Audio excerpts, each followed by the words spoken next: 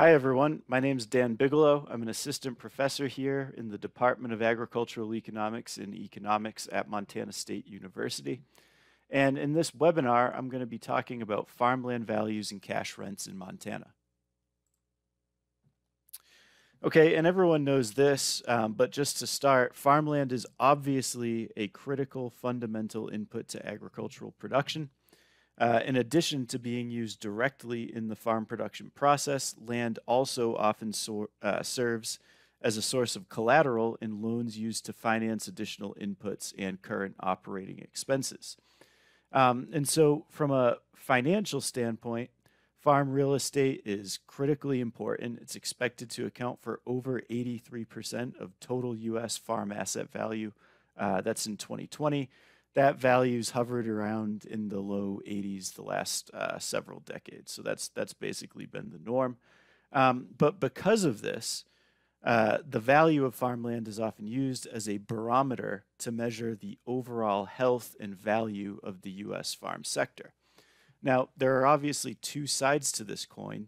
Although high land values, like we've been seeing the last several decades, are generally a good thing for existing landowners, they're often cited as a barrier to new and beginning farmers and ranchers entering the sector and establishing a land base from which they can grow a commercially viable operation. Okay, so high land prices are either good or bad depending on who you're talking to and why they're high. Okay, and so before I get into the meat of the presentation here, here's just a quick overview of what I'm planning to cover. So I'm first going to touch on the distinction between the value of farmland as an asset and the annual cash rent an acre of land might command, including differences in what might drive those two important variables. Then I'll provide a quick overview of where data and information on farmland values and rents come from. I'll mention some of the advantages and drawbacks of different sources that we might use to look at farmland values and cash rents. Most of the presentation will be devoted to showing and discussing recent trends in Montana's farmland values and cash rents, where I'll show some pictures and maps for different measures, including both cash rents, land values, and also the so-called capitalization rate of farmland. And then for the main presentation, I'll conclude with a discussion of what people are saying might be on the horizon and whether or not current trends are sustainable. And then following that, I'll provide a demonstration of how to use USDA's QuickStats database to look up land values and rents for an individual state or county or year, so you can do some further investigation on your own if that's of interest. Okay, and so farmland is a durable, non-depreciable asset, meaning that the intrinsic value of land does not decline over time with increase in its use. Okay, so when we talk about the value of farmland, we're referring to the total stream of discounted annual returns the land will yield into the foreseeable future. And so as a result, the value of farmland is driven by a wide variety of factors, including both current and future agricultural income, for example, from current and future crop yields, as well as non-agricultural income. So this includes things like future development to residential housing or some other non-agricultural use, as well as natural resource rights, things like oil and gas development rights. Okay, interest rates also play a huge role in the valuation of farmland. As interest rates decline, those returns that are further out in the future, they're not as heavily discounted, which bolsters the value of land. Okay, so interest rates and land values, they're inversely related. As interest rates go up, the value of land should go down, holding all else constant. Cash rents, on the other hand, are more closely related to current annual returns to farming. So in relation to farmland values, cash rents do not account for that future income coming from the land in a direct way, although it could be conceivable, or it is conceivable, that future income opportunities in part shape the current use, but I won't get into that. Cash rents, they're going to be more driven by yields, current yields, prices, contract negotiations, whether you have a short or a long-term lease, and the typical residual that would accrue to the tenant after normal expenses required to operate the land. Okay, and so just as a quick example of the distinction between the value of land as an asset and the annual cash rent that a parcel of land might retrieve, let's suppose we have a parcel of land located on the outskirts of a growing urban area. The land has decent quality soil and it's not irrigated. Okay, now for comparison, suppose that we have another acre that's located several miles further away from the same urban area. And this other parcel has really high quality soil and a senior water right that's used to irrigate the land basically every year. Now, this first piece of land will have a higher value, while the second will have a higher rent. Okay, so this is just a simple illustration, but I hope it drives home the point that farmland asset values account for expected future income accruing to the landowner from all potential sources, okay, whether or not the income is from agricultural production or other agricultural related uses. On the other hand, farmland cash rents, those are obviously driven by current agricultural production value. Okay, and so I just want to take a minute to briefly go over where information about farmland markets, whether we're talking about the market for purchasing land or renting land, where that information comes from. And so the first and most obvious answer is word of mouth, right? People talk, your neighbor sells their land, you hear about it, pass that information on to other people, so on and so forth. More formally, though, information also comes from transaction prices, okay, which in many areas are public record. However, as most of you probably know, Montana is not one of those places. Okay, so it's known as what's known as a non-disclosure state, a quote-unquote non-disclosure state. And so the upshot is that land transaction prices are not public record in the state of Montana. So while there are some other groups that track prices that are readily available, okay, voluntarily disclosed transaction prices such as Montana Land Source, the information that those sources provides, while it's useful, does not paint a complete picture simply because Montana is a non-disclosure state. I'd also like to note that assessed values, okay, which are used to compute property taxes, are not very useful to measure the true market value of farmland. This is true basically in all states of the U.S., not just Montana. And the reason is because farmland property taxes are almost universally based on an estimate of agricultural use value. Okay, so you're not picking up anything related to potential non-agricultural uses of the land in the future when you look at assessed values. And so as a result, surveys conducted by the USDA form a lot of the information that farmland market analysts have access to for non-disclosure states like Montana. So let's talk a little bit more before I show you some pictures and maps and the like. Let's talk a little bit more about the different surveys that USDA conducts. Okay, and so the first survey USDA does, or the first one I'll discuss here, is the Census of Agriculture. Okay, so this is the biggest, most detailed survey that the department does. It's conducted every 5 years, the ones ending in a 2 or a 7. So the most recent census was taken in 2017. The next one is due to take place in 2022. And so the main advantage of the census data when it comes to farmland market analysis is that it's the only source that gives county level information on the asset value of farm real estate. Okay, so you get per acre county farm real estate values from the Census of Agriculture, but the data don't distinguish. The downside here is that the data don't distinguish between different types of uses. Okay, so you only get a single composite farm real estate value measure for each county. You don't get separate values for pasture land and cropland, or irrigated and non-irrigated cropland like you do with other sources. And again, obviously, the numbers only come out every 5 years, so that's kind of another drawback. Now, we do get separate values for cropland, pasture land, and general farm real estate from the land value survey that USDA conducts every year. So this is done through what's known as the June survey or the June area survey.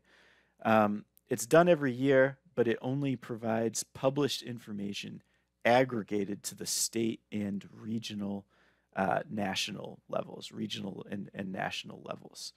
One thing I want to note here that goes for both the Census of Agriculture and the annual land value survey is that the data USDA collects is through asking farm operators what their land is worth if it were to be sold in a fair market transaction. Okay, so as a result, the values that they publish, the values that they collect, they're based on the informed expert opinion of the people who actually farm the land. However, of course, there could be some biases introduced from asking people what their land's worth. You know, there could be some issues with non-response bias in certain years or in certain areas. And then you're also, you know, potentially asking people who rent the land what the land would sell for when they never actually purchased it in the first place. Okay, so that's just a couple potential drawbacks of using the USDA data on land values. But again, in places like Montana, in other non-disclosure states, there are a lot of them throughout the West, it's one of the primary sources we have to establish a baseline, okay, for current farmland market conditions. Okay, another source which I don't touch on here is a set of surveys done by the Federal Reserve Regional Office, regional offices, which for Montana is based in Minneapolis. Okay, so these are a little bit different. They're surveys of lenders, and the survey gets more at recent market trends. For example, do you think values are going up or going down, rather than the actual value, the nominal value of land that you get with the USDA surveys. And then lastly, on the cash rent side, we have the annual cash rent survey. So this is relatively new, and it started in 2008. The advantage here is that you get annual county level information on observed cash rent levels. You get both irrigated and non-irrigated cash rents, as well as pasture land rents. Okay, so you get different uses. The data is available every year, and it's available at the county level. Since rent also is an expense that people actually pay, a lot of people think that the cash rents reported likely don't suffer from the same type of kind of hypothetical bias you could get with the land value data. Okay, so this is actually asking people to report on an expense that they paid. But again, this is rent information. It's not value information. So these are two separate things. So this is really only looking at one side of what a lot of people mean when they talk about the value of farmland.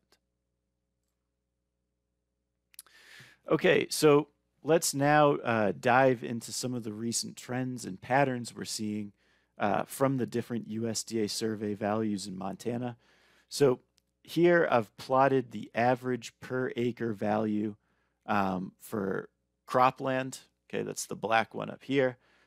Pasture land or rangeland. the green line you see here. They call it pasture land in the USDA survey, so I'm just gonna go with that. And then farm real estate. Okay, so again, farm real estate, it's the value per acre here of all land and buildings. Okay, so it accounts for all types of farmland and also accounts for building values as well. Okay, and so one other thing to note here is that these and all of the other values that I'm going to present are adjusted for inflation to 2020 US dollars. Okay, so they're adjusted for 2020 purchasing power units. You can think about it like that. Now, the big takeaway is that all types of values have increased substantially. Again, and this is in real terms, these are inflation adjusted from where they were 2 decades ago, okay, in 2000. So all of the charts here will run from 2000 to 2020 as well. But over the last 5 years or so, really the last 6 years, that growth has basically been halted, and we're starting to see a little bit of a dip in the value of all three of these farmland categories. Okay, and generally speaking, cropland tends to command a higher value than pasture and rangeland.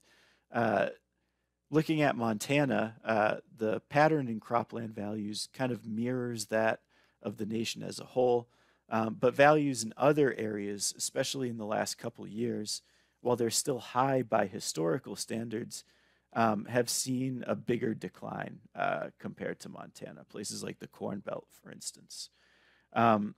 Cropland values over the last couple decades, they've risen due to a combination of high commodity prices, high wheat prices, and the onset really of low interest rates. Okay, so that's kind of buoyed farmland values at kind of historically high levels.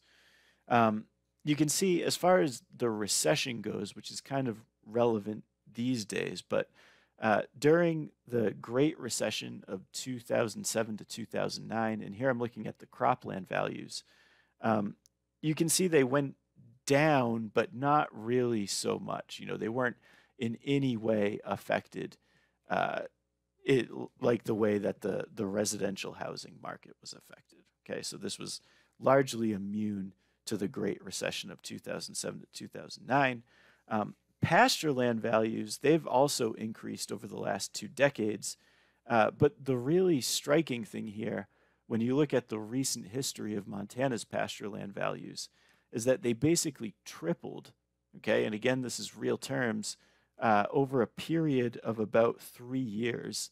And then they quickly lost about half of that gain.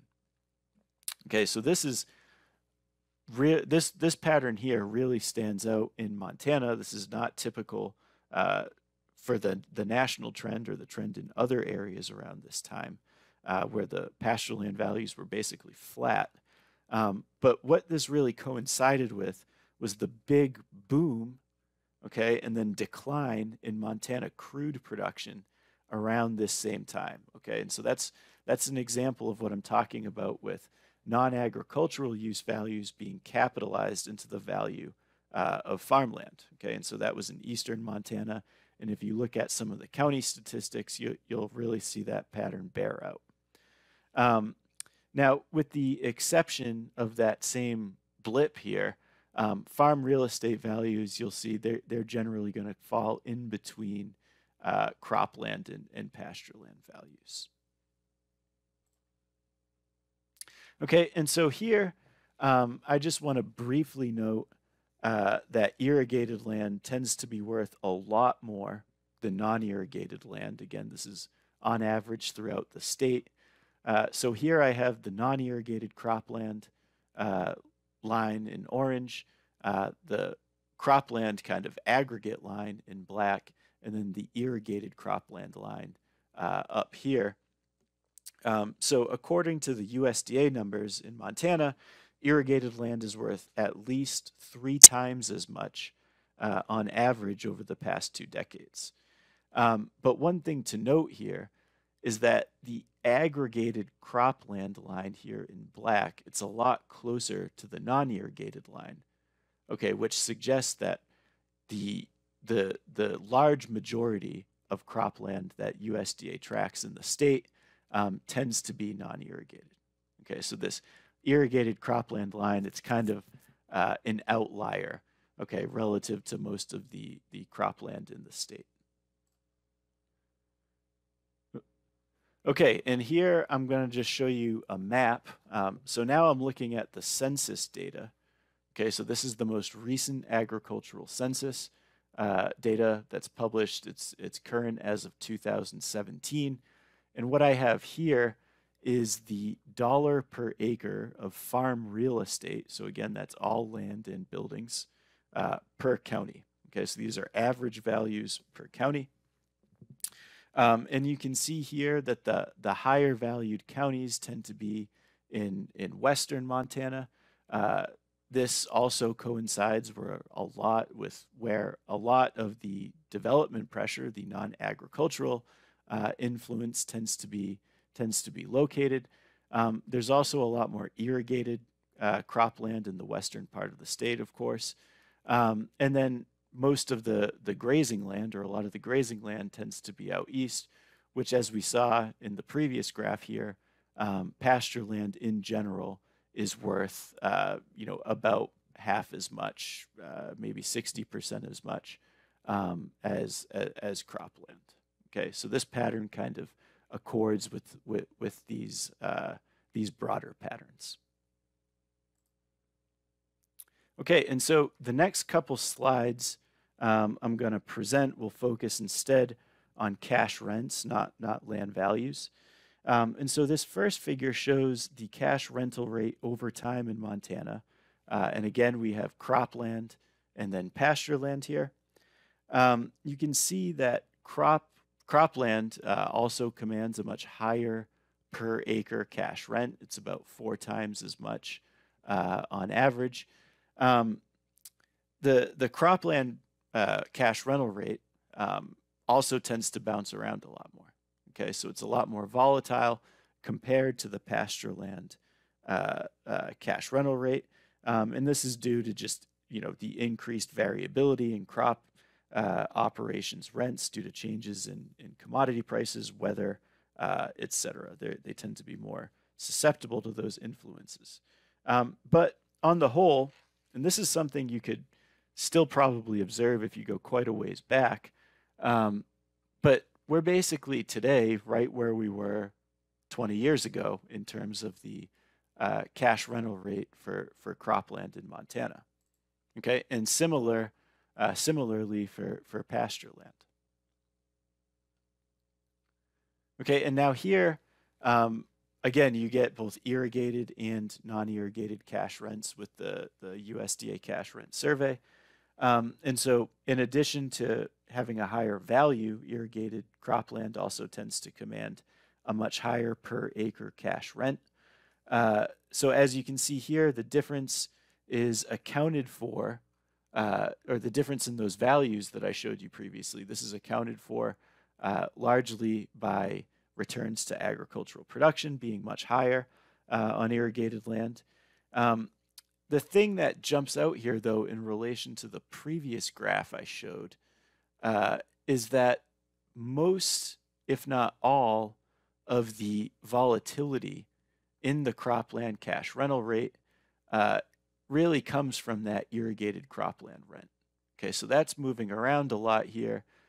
You can see this is just the aggregated line in green. That's moving around a little bit, kind of in the same pattern. But the non-irrigated cropland cash rental rate has basically been stable, even grown modestly, you could say, over the last 20 years. Okay, so pretty much all of that variability that I showed you in the previous slide here, where cropland cash rental rates were hovering around $34, $35 an acre, dipped below $30 an acre in 2007-ish. That's pretty much entirely driven by the trend in the irrigated land cash rental rate. Okay, and now I'm just going to show you a couple of maps for the cash rents. So these are from 2020. This is from some data that was just released about a couple months ago. Usually come out in August. So this is from the 2020 cash rent survey. Okay, so in terms of a range here, we're talking about $18 per acre to $40 per acre. Again, this is for non-irrigated cropland throughout the state. The counties that are gray, and you'll see these in the next couple maps, this just means that there wasn't sufficient data to publish a value for that particular county. So the sample size wasn't large enough. Okay, and so you can see here that rents tend to be the highest in the range of $30 to $40 an acre, generally in the western, northwest, central part of the state, as well as in the northeast too, along with Gallatin County down here. Okay, and then here's the same thing for irrigated land, and now we're talking about a range of $27 an acre up to $133 an acre at the high end. Okay, so that's quite a big difference in the range here compared to the non-irrigated range. And these tend to be higher kind of along the eastern border here, and then as well in kind of southwestern, the southwest part of the state, which is where a lot of irrigated land is located. Okay, but going along with what I said earlier about the irrigated land value trend line being an outlier, you can see here that there are a whole bunch of counties, of course, where there's just basically no irrigation, or there's very little and not a sufficient amount to report a statistic with any confidence for those counties. Okay, and now here is the same thing, but for pasture land. And so the pattern of values is a little bit more all over the map here. So we're talking about a range from $3.50 to $20 an acre at the high end. Most of the higher valued pasture land is located in the western part of the state, a little bit in the central part of the state as well. And then you've got some pockets of relatively high rent land in the eastern part of the state as well.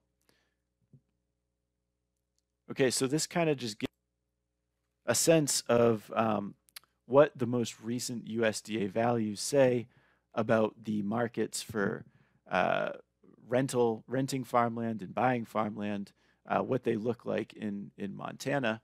The last thing I want to mention here is the rent to value ratio, or the so-called capitalization rate of farmland. Okay, so this is measured as the rental value divided by the land value. And you can think of it or interpret it as the expected annual percentage return, okay, from owning farmland.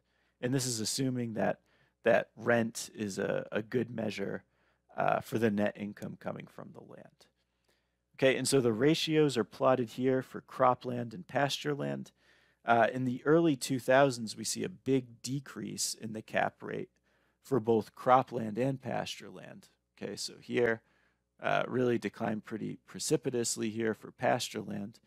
And so this pattern is observed throughout much of the U.S., okay, and it's largely attributable to the rising influence of non-farm factors in farmland markets, those things affecting the value of farmland.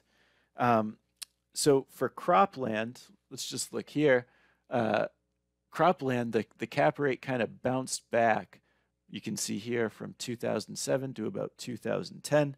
And this coincided with the rise in commodity prices and wheat prices, prices of other commodities as well over this period. Okay, and so that caused kind of a spike in the cap rate here. And then what this really suggests, or the way to interpret this, is that rents were increasing at a faster rate than land values over this period. Okay, and then things have kind of come down as commodity prices have declined over the last 10 years or so. The pasture land cap rate over the really the last 15 years, 14 years, has been pretty steady at around 1%. Okay, so that's the, again, you can think about that as the annual return from owning an acre of land. Okay, and so I'm going to wrap up now before I go on and show you the quick stats demonstration. So some things to keep an eye on moving forward. Interest rates, how long will they remain at their current low levels? Okay, again, low interest rates will keep the value of farmland high.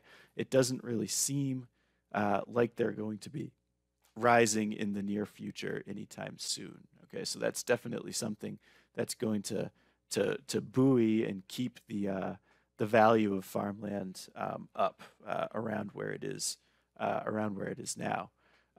Returns to farming, of late, those have been bolstered by federal support programs amid the coronavirus pandemic and kind of recession that's gone on around that. In terms of demand for various commodities, there's been an increase in demand. Some have gone up, some have gone down. Pulse crops in particular are seeing kind of a boom in demand during the times that we're currently living in. So it's kind of a mixed bag there. But again, federal support programs for agriculture, they have been shown to increase the value of land in past research. So that's something to look at as well as kind of a countervailing balance to any changes that we see in commodity markets. Okay, and then another thing, just kind of outside of the ag influences. So outside investment tends to rise with a decrease in the performance of the broader economy. Outside investment in farmland, that is. So when the broader economy goes sour, some people will turn to farmland as an investment outlet. Now, the stock market has generally returned to where it was pre-pandemic, but that's definitely something to keep an eye on given some of the instability that we're seeing in the broader macro economy right now. And then also development influence. I mean, you hear a lot about that around the state right now, people moving here from other areas, trying to get away from cities, either buying another property or setting up shop here if they can work remotely. And so that's going to potentially drive up that non-agricultural use component of land values, that non-agricultural future use component. Okay, and so that's all I have here for the slides. I'm now going to provide a quick stats demonstration where I'll kind of guide you to how you can find values for your own county or for any of the specific things that I've talked about here in the webinar.